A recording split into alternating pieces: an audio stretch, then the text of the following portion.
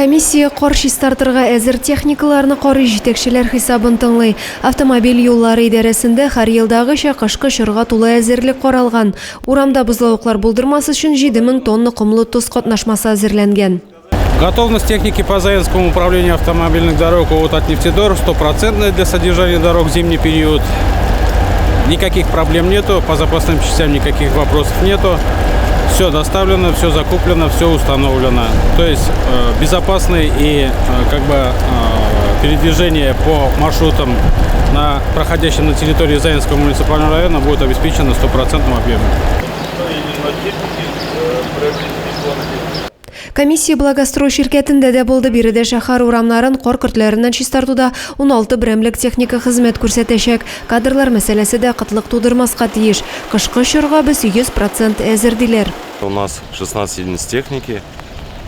В полном объеме, в необходимом количестве мы заготовили пескосоляную смесь. Коллектив сформирован. Эш барышы шәһәр урамнарының чисталыгы һәр вакыт район җитәкчелеге контролендә.